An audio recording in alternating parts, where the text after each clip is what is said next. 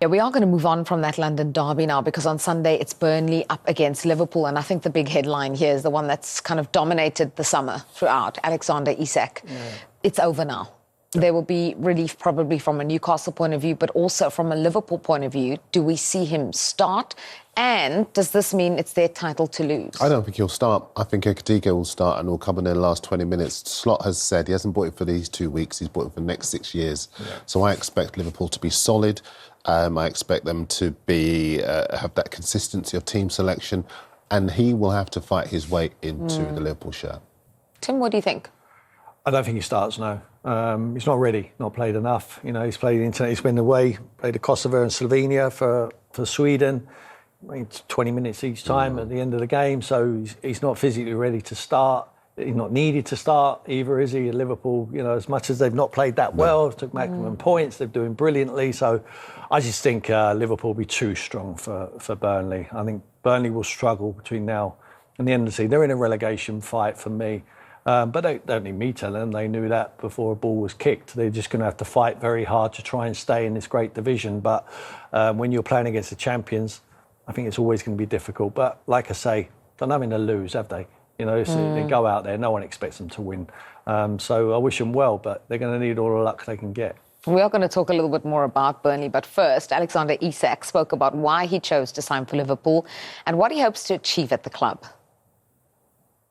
Oh, it's a mixed emotions, some relief, but a lot of pride, happiness, and just happy it's done, and I can get back to work, and looking forward to seeing the teammates and the fans, and just getting back out there. I want to create history. I want to win trophies, and that's ultimately the biggest motivation for me, and I feel like this is a perfect place for me to grow even further.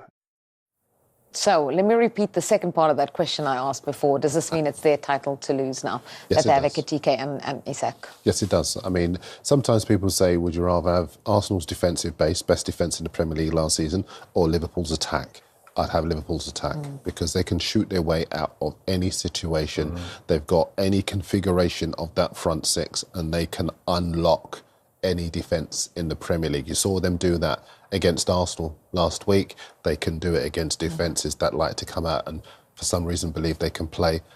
Liverpool are a serious team with a serious chance of defending the title. I think that the signing of Isak has swung the balance in favour, but I think also Arsenal are a different squad of players now. See, they can handle the injuries to the likes of Saka. Madueke was outstanding for England in the last couple of games. I think he will come straight into that side. You've got Eze, who's ready to play in the Premier League, hasn't got to wait for him to settle to the environment. I think they're a more rounded, balanced squad. So you take Arsenal's defence over Liverpool's attack?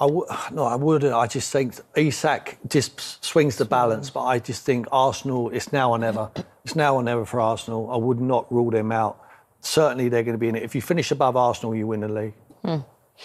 Well, Tim's already had his say on Burnley, so let's get your thoughts on them. You know, they did fight against Manchester United. They did claw their way back and kind of will feel and probably be seething that they didn't get something from that game. Is there anything you've seen that suggests they'll be better prepared for this relegation fight Tim's already put them in? Well, they're not going to be judged by what they do against Liverpool at all. It's going to be about what they do against the teams lower down in and around them. But I think as far as United were concerned, I did see a willingness to fight. And I also saw their goal-scoring potential as well. They were very unfortunate in that game. They were denied, if I'm not mistaken, a goal by a poor offside decision. Offside, Yeah, it was... So, and had that gone their way, it could have been a very different game indeed. I think they have a chance of staying up, but I don't think they're beating Liverpool. OK, looking forward to that one coming on Sunday. Burnley, Liverpool. Oh, Liverpool's class going to tell in this one, 2-0. Burnley 0, Liverpool 4. Wow.